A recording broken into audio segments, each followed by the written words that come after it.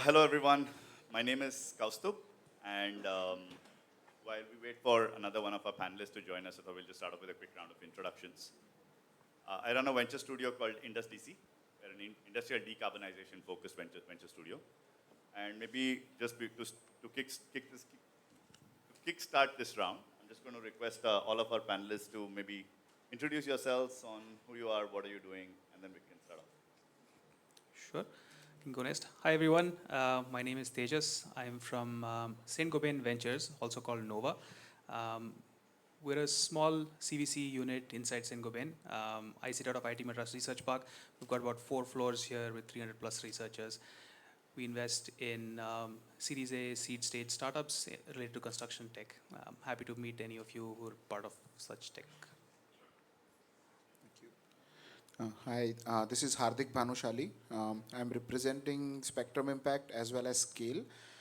Spectrum Impact is a single family office where we are early stage, catalytic capital, invest via debt equity grant.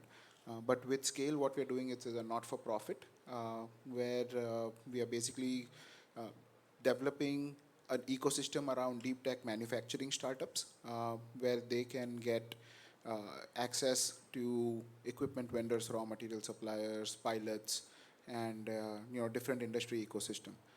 So we'll talk a bit more about that today as well. Thank you. Hi, morning.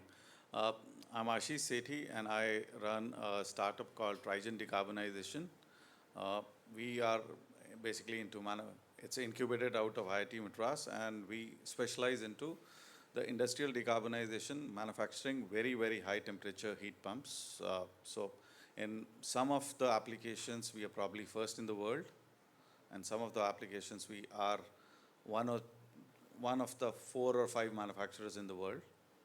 And the aim is to scale it up with different partners, investors, and build it as a world-class company out of India. Thank you. Hi, this is Pawan Mehndiratta here. I head the green hydrogen business at Thermax, which we are now building out at a very large scale. So I head that business. Thanks, Pawan. I think we have our final panelist also joining us in a moment.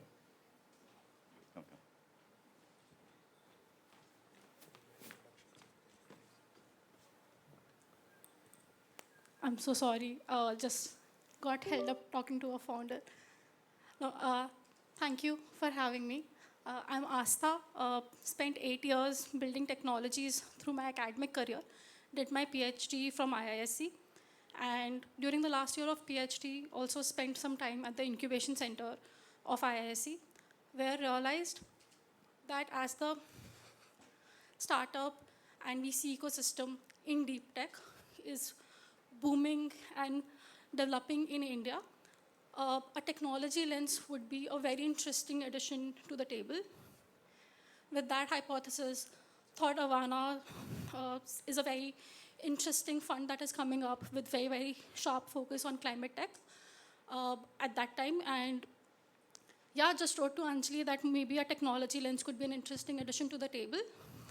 And Anjali, of course, was very kind to take that experimentation, and it has been 2 years since, and yeah, it has been a very, very rich learning curve, and interacting with founders every day who are building deep technology-based startup has been extremely humbling. I think building startups is hard, building deep tech startups is harder. So I have massive amount of respect for any founder who's taking that journey, and it is an extreme pleasure to interact with all these founders on daily basis, and through the process also contribute whatever we can in enabling their journey, and look forward to how this wave develops in India and where we go forward with that. Thanks, Aastha. So we're sitting in an age of startups. So I think I'm going to just very quickly get into it. And the context of today's conversation is we're looking at an intersection of industry, investors, institute, and how they're coming together to try and bring relevant technologies into the marketplace. So Ashish, let me just quickly start with you. You made a very interesting transition. So just for the record, Ashish and I have known each other for some time, and we work together very closely in TRIGeN. You made a transition from industry to building TRIGeN, right? Before we go into the details of how did you make the transition, like what is working for you and what do you struggle with? Like, and especially considering TRIGeN is an academia-originated startup. So I'll just set a little context here. So it might take a couple of minutes. So I've spent now close to 33 years in the industry, and first 15, 16 years I was building the conventional steam gas based thermal plants, part of that industry. The next 14 years was building the solar and the wind ecosystem in India. So I started solar way back in 2010 when the solar industry was just starting. So when I moved, or when I started this company jointly along with Professor Satya and IndusDC, so it was basically like a deja vu for me. Took me back to 2010, because in 2010 when we started talking to people and explaining them solar, and people said, how can you, and the question was, how can you generate energy out of a plate? It used to be called plates at that point of time. And now when I talk to, again, go back to the industry and talk, and when I try and explain to the people, look, what you are using energy, what you're using heating for is probably the most inefficient form of heating, and we can improve your energy efficiency not 10, 20, but by 200 and 300%. And people say, you're talking out of your hat. So that has been a journey. It is interesting also, but it kind of puts you at certain point of time. After working 30 odd years with large corporates, you get back into, again, building something with that. Though I had this experience, I have built companies in solar in the past and scaled them to close to 2.5, 3,000 crores. But again, getting back and starting again, it's fun, it's frustrating, it's, so all the emotions, and that's what I told Kaustubh. I said, if you ask me what pains me today, the session ends. So, but yes, the biggest transition is that there are products which a lot of fantastic professors have built. Now, there is no guarantee that these products are actually going to be successful in the market. So it is always a gamble. You take out, you bring out the products, you do a fair, and no amount of, I would say, pre-testing actually gives you the guarantee of a success. So you are always 50-50 when you start building out something new. You test it out. In our case, we have been lucky enough. We have tested it out quite a bit. The professor who has built this product has been testing it out for quite some time. And we were able to commercialize it much faster than what other products the academia could bring in. But just a follow-up question on what you just said, shared, Ashish, is what made you make the transition? Because that's one of the challenges that we've been experiencing in the whole deep tech ecosystem, right? Like we've got a lot of folks, manufacturing side leaders, who are hesitant to make the transition into building something from scratch with the relevant experience you have, but you did. Like what were some of the enablers that helped you? I think the good part, I'm not bragging, but the good part was I understood what the product was, because I was coming from the similar industry 15 years back. So I understood what that product is, what that product can do, and it was one of the most underrated product, because wherever you go, whichever conferences you attend, people only talk about renewable energy and building new things, building. Nobody talks about reducing. Energy efficiency is a forgotten. So energy efficiency you hear only when you go to BE conference. That's it. So nobody focuses on energy efficiency. People do not realize that if you are able to cut down your consumption by putting efficiency over there, you need not build. So Personally, I've built close to 15 gigawatt of solar and wind. But then you suddenly realize if we would have focused so much of on the energy efficiency, there was probably no need to build so much. So for me to make that transition, it was, I would say 50-50. I was moving away from a corporate life, getting back into the grind, getting my hands dirty. But then the good part for me was I understood the technology. So it made it a little easier for me to go. Thanks, Ashish. I'm going to come back to you a little later on that. Like just to moving on to Pawan. Very different perspective from what Ashish has in terms of like an industry lens, in terms of what we're looking at the technologies that are getting built. If you have to wear the hat of Thermax, like what would you say is the biggest challenge that an OEM like yourselves has in adopting institution-built technologies like today? I think, see that gap is, see as Thermax, let me tell you a little bit about Thermax and what we are trying to do. So Thermax was always known as a boiler company. You know, it's very famous for boilers and heaters and those conventional products. Over the last 4 to 5 years, Thermax has started a journey of transition to a clean energy company.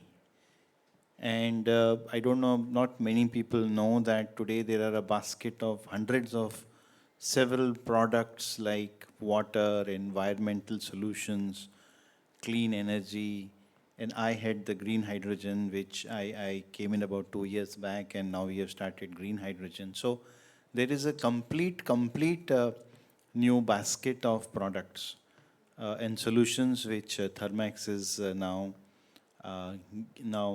getting into. As part of that, there have been many collaborations which Thermax has done with institutes, and also now we are reaching out to many startups. As an example, for example, we have a very deep relationship with NCL, which is a Pune-based CSIR lab or a research organization, where we are developing a very innovative, innovative solutions on electrolyzers and also on the biogas side, membranes, etc. So that association has been ongoing for now several years. We have had a very deep level of collaboration with IIT Delhi, and which is already ongoing now also, wherein we are building one of the India's first carbon capture solution, which will be built together with IIT Delhi with the support of DST coming in. And now, so that's another example. We have in the past built India's, I think Thermax and BHEL are the only two companies which have built the technology for a coal to methanol system, a gasifier system, which syngas gasifier, and then from coal gets converted into syngas, and then syngas converts into methanol. So Thermax is one of the only two companies in India which have developed this system in collaboration with IIT Delhi. In fact, now we are also reaching out to the IIT Research Park. We are having some meetings, more focused meetings, and trying to see how we can work with IIT Research Park. Another thing I would like to also say here is that, in fact, yesterday and today, there is a conference, or what should I say, a conference on the R&D on the green hydrogen, which is by the ministry, by MNRE in Delhi. In fact, I was supposed to attend that, but some of my colleagues are attending that, wherein there are almost 25 startups which have actually showcased their technologies for the green hydrogen. in terms of membranes, electrolyzers, fuel cells, and we are working very closely with many of them in order to indigenize and improve the technology of the product and solutions which Thermax is going to offer. So I think it's inevitable and it is absolutely critical for companies like Thermax to work with institutes and startups. Um, in fact, I have a lady in my team who is a PhD, and her only job is a large part of her job is to actually work with institutes and see what kind of collaboration we can do. So we were working with CSIRO, which is a Australian-based R&D group, and they have funded $50,000 for the startups in Australia to come to India and explore, that initial grant to cover the travel expenses and all. So based on our interest, they'll be coming to India and we'll be exploring what work we can do with them in terms of product development and R&D. My only point here is that we at Thermax and we at any industrial company, we look at the work which is at TRL 5 or 6 at least. We don't look at typically work which is at TRL 2 or 3. We look at TRL 6 or 7 and which we can actually commercialize, let's say, in 6 months to 2 years, depending on the complexity of the project. So I think it's very, very important and relevant for a very close working with startups and institutions. I think it'll become a norm rather than an exception now. Thanks, Pawan. Just a follow-up on that. Do you think there's a role for the likes of Thermax to get involved with institution even from a TRL2 or a TRL3?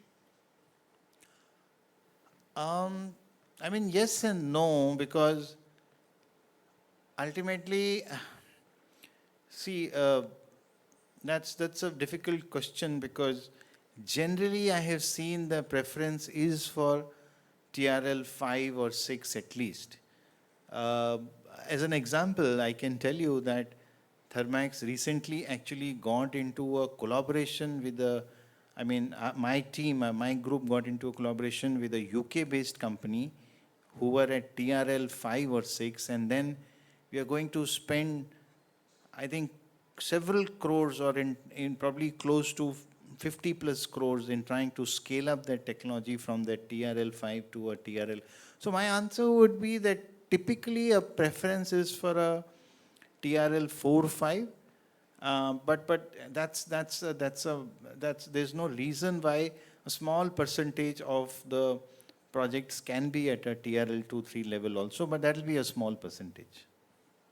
Thanks, Pawan.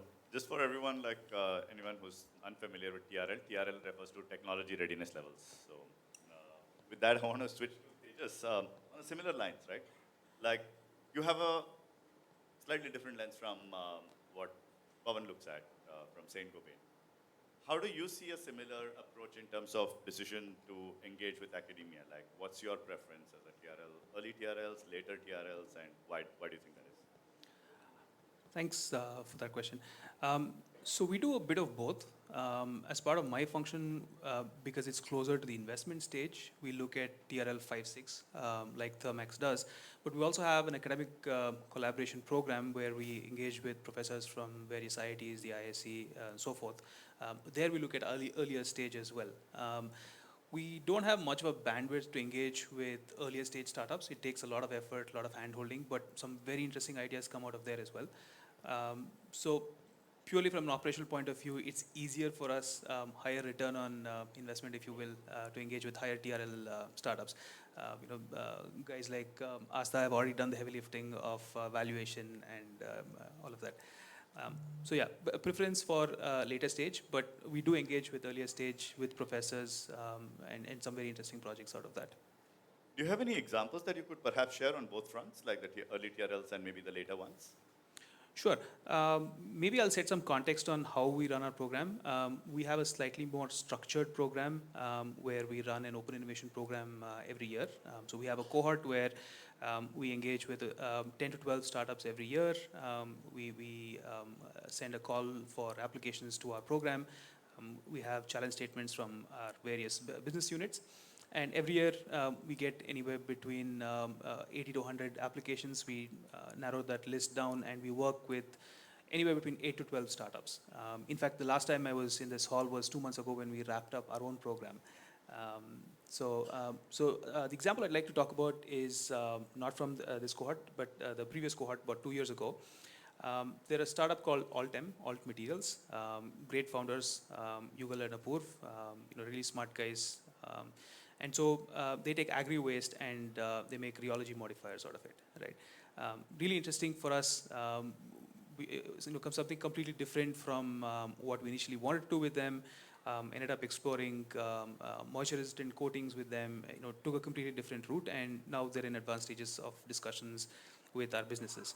But what also happened was, inadvertently, we ended up making not from India for India, but also from India for the world. And what happened was we featured them on one of our internal newsletters, and one of our R&D teams from the UK picked them up and said, we're really interested to talk to them. And that discussion has started. So that's more on the later TRL. The earlier TRL, not so much that we can talk about success stories. A lot of research projects that form our basic fundamental techno bricks that we on top of which we build our other solutions. And the thesis is primarily defined by a business need that you might have internally, or is it like a lot more open-ended? Again, bit of both. For the Open Innovation Program, we tend to take business challenges. When we started, it used to be more technically biased. But in the past cohort, we open it up to more business related challenges. How do we get our reach to tier 3, 4, 5 cities, those sort of things. So yeah. Just one last question before I jump on to the next person is, do you see any form of a difference in terms of corporate or industry engagement with startups in India as compared to industry engagement and academia or startups internationally? I think like all things, startup engagements in India are more fluid, more at an earlier stage. Which we're trying to move away from that vendor model, and we're trying to formalize it, and we really respect the value that startups bring, and not just the default option is a vendor mode. We pay X amount and we insource the technology. We're trying to move as far away as possible from that. What we want to do is build IP together with startups. They hold the core IP. If we can license one application of that IP, that's something that we're really interested in. Thanks, thank you. Hardik, moving on to you. You have a very different lens compared to anyone else on the stage, right? Like representing a single family office and what is possibly the most prolific climate investor in India as far as what I know. And along with that, also creating a platform that can enable this interaction for industry and startups to engage with. Just love to hear how is Scale actually engaging with all the different sets of people we're talking about. So, to set a context on why Scale, right? As you said, Spectrum Impact, we have been looking at debt, equity grant, having interactions with with our portco and so. Sorry, is this good now? Yeah. So, while having all the interactions and being in the climate sector, right? One of the understanding is that if you want to have an outsized impact on the climate change, you have to go, deep tech, and you have to go into manufacturing. And once you manufacture at scale, that is when you start having real-sized, either emissions or controlling the emissions or getting the efficiencies. Without large-scale manufacturing, that impact is not going to come. Question is, large-scale manufacturing is not that easy. Of course, the industry that is sitting here, right? I mean, they would agree that sometimes having a 0 to 1 skill set it's very founder specific. Like that's the hardest stuff. Like you're basically making a new technology, which is fantastic. Doesn't necessarily translate to having that particular skill set or a muscle where you will be as efficiently able to take it to 1 to 100.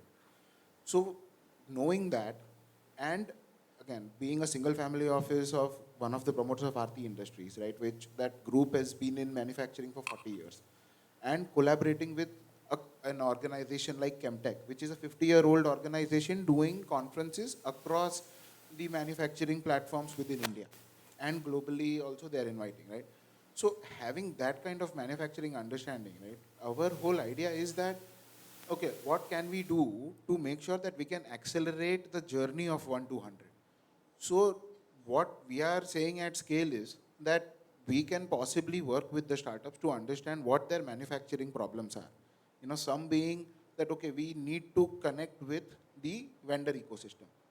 Now, you know, if you are from Saint-Gobain or if you are from Thermax per se, and you send an email, you'll get a response in less than 8 hours. And you'll be like, yes, sir, what can I do for you? And, you know, if you're from IndusDC per se or TRIGeN, it might take maybe a month at times. On a good day. On a good day, right? So our only idea is to make sure that we are working with the vendors, with the raw materials, with the industry and the startups, right, across, and close that loop within manufacturing, just to make sure that when we are recommending some vendors to the startups as well, at least they know that they will get engaged, right? Even if it is a no, they will get a no, right? That is the vendor and raw material side of things. With the industry, you know, from the Chemtech side and the advisory side and the connections side, what we're trying to do is we're trying to appeal them to say, please be open. You can be a sandbox for pilots. You can come, you know, in the vertical integration, you can actually come and be their manufacturers. Or, I mean, you can just be a customer and get yourself decarbonized, right, with these solutions. And on the startup side, it's going, like right now they are small and right now they're looking at it. Given this access, given these discussions, there can be fantastic results where you can solve for the manufacturing, you can solve for LOIs, GTMs, and once you get that 1 to 5 pedestal per se, right, then that can be the trampoline that you can use to jump and accelerate. So that's the whole idea of scale, which hopefully, you know, would help the climate ecosystem within India. And that's the. What's the full form of scale? Yeah, I should have started with that. Yeah. So SCALE is an acronym for solving for climate action by leveraging the ecosystem. And ideally, we are looking at the Indian ecosystem right now. And again, the spiel is like, you know, earlier actually this morning, OMIUM kind of gave our spiel out that they're building in India because it's you know 1/5 the cost and they have the talent and they can make it cheaper and better, right? So that's something that that is some, you know, we are also looking at and trying to work with the startups to make sure let's do it. Like, and that's for both domestic and global. So Thanks, Hardik. Just moving on to Aastha. Wait, let me just find my point.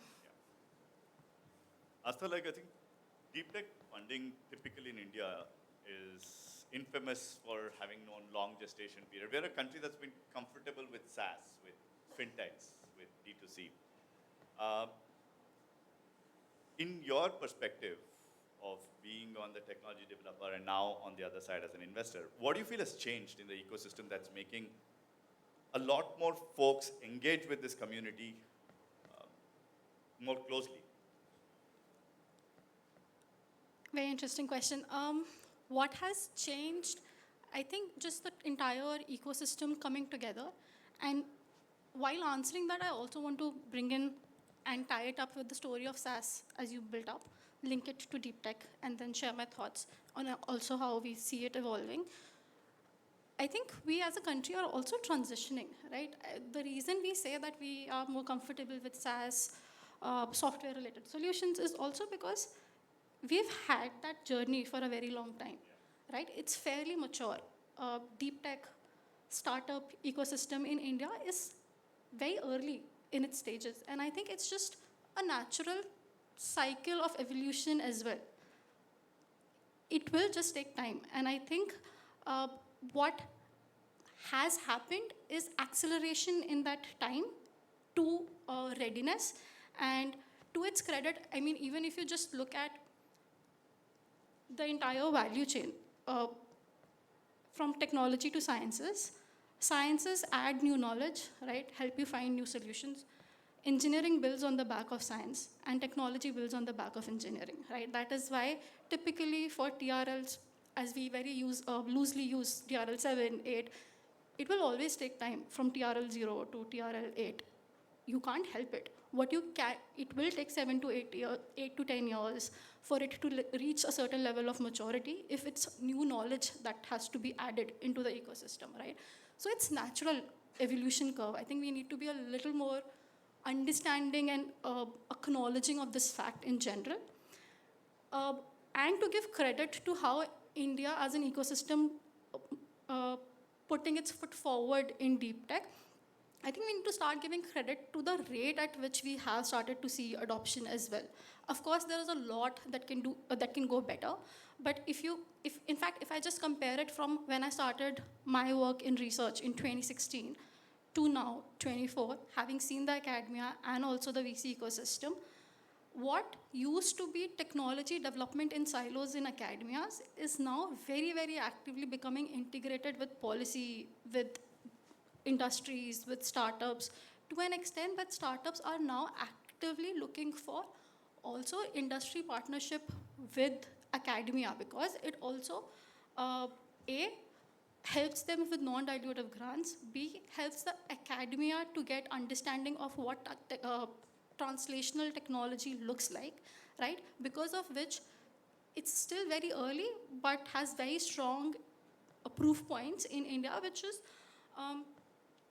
because of that early exposure, now the design thinking of the technology, when it is being designed for experiments, is getting integrated with the translation. So, But what has changed that's making this happen?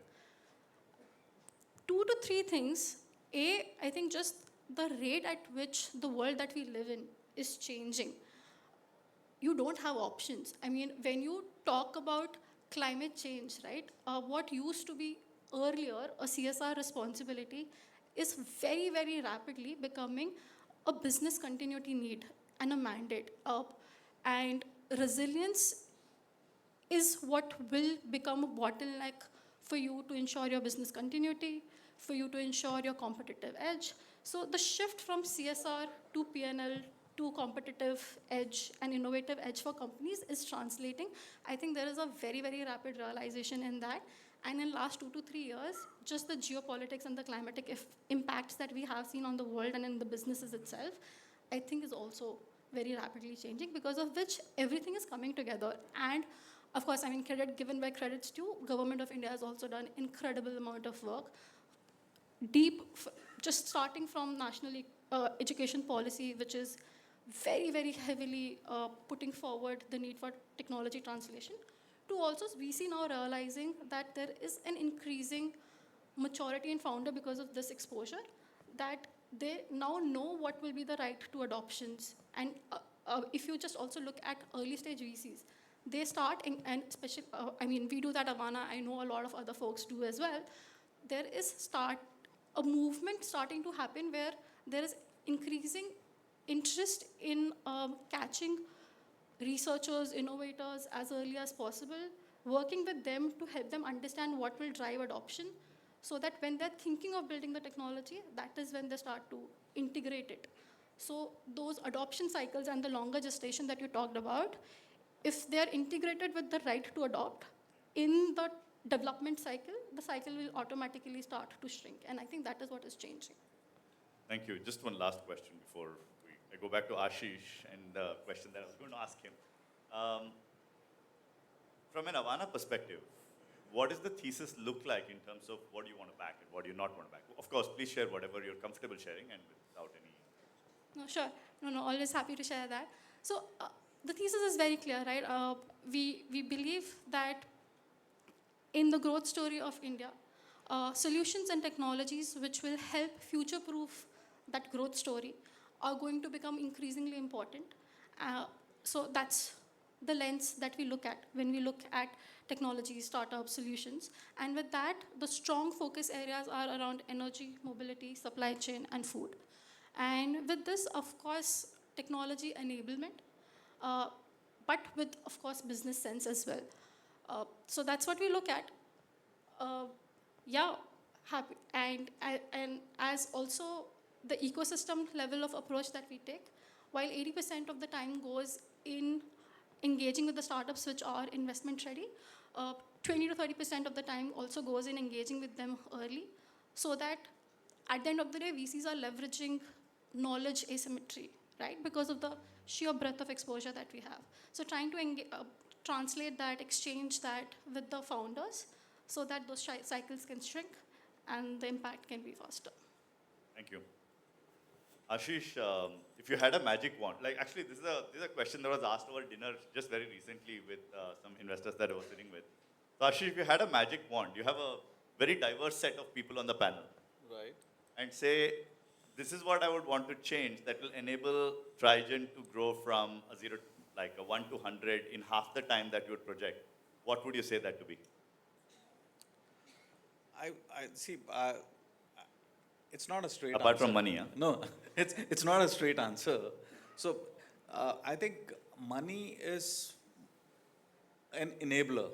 I would say money is an enabler to grow you fast, to help you grow at the speed you want to grow. I think it is more about the awareness. It is more about the change of the ecosystem where people start understanding that energy efficiency is more important. The amount of, we all talk about waste. I see there is a lot of talk about plastic wastage and all. Plastic wastage contributes to only 2% of the wastage. Energy efficiency, the amount of energy we waste, contributes to 40% of the global warming. So, and it's very surprising that everywhere you talk, everywhere you see, it is all about focusing on the small things, and the biggest ticket is just cleanly or quietly ignored. So if I have a magic wand, I would first want people to, apart from the money obviously, I would want people to have that understanding, that first understand that you're wasting energy. Right now, people don't even understand they are wasting energy. So first understand, and industry is the biggest waster of energy. So once you understand, once you get that mindset in, I think things will improve drastically and dramatically.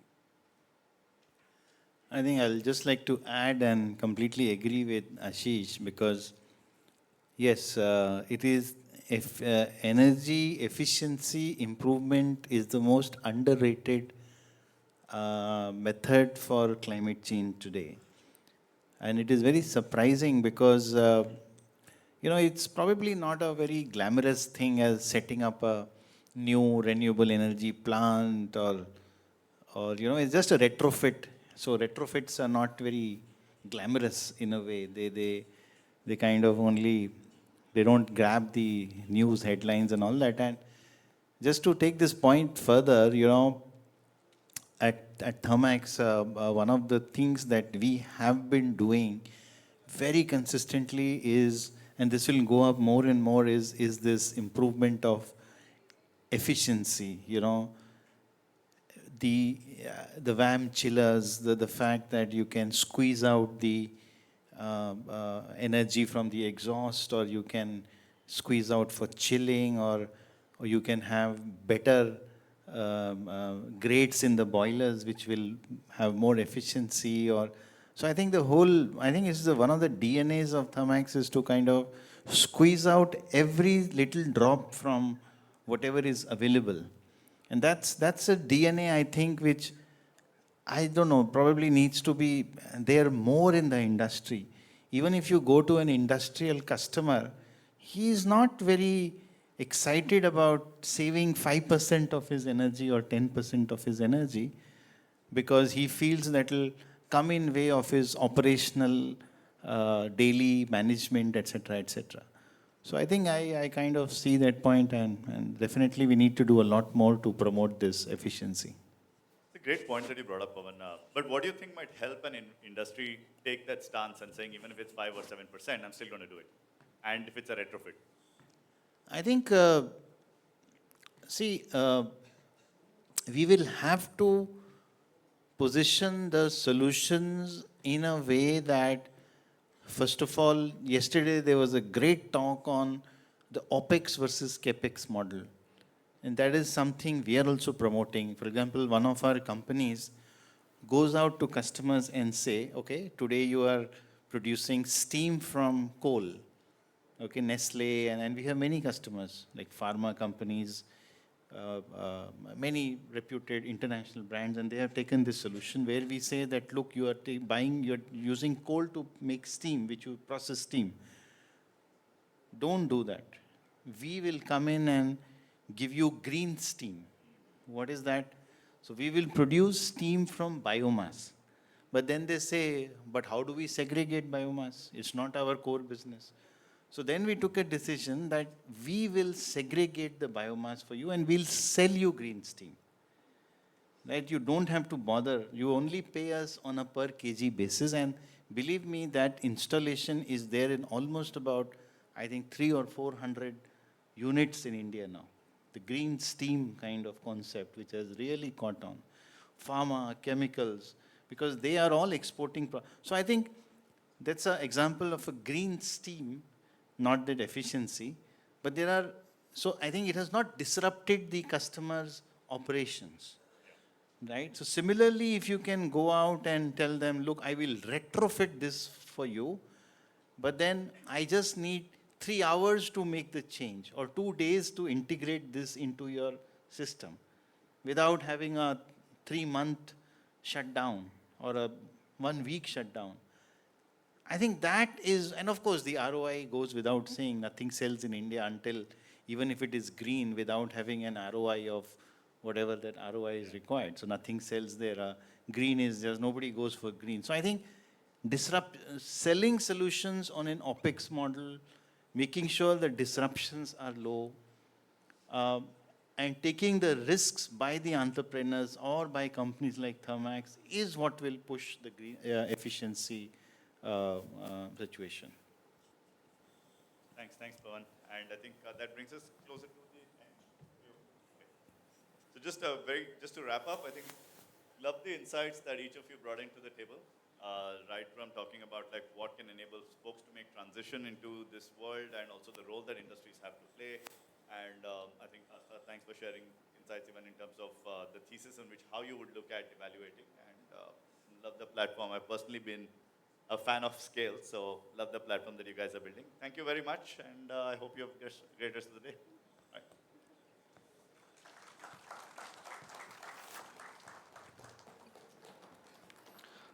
Thank you for your valuable input, sir. I request Mr. Manogar Namashyam from EAA to come up on stage and present the mementos to our speakers.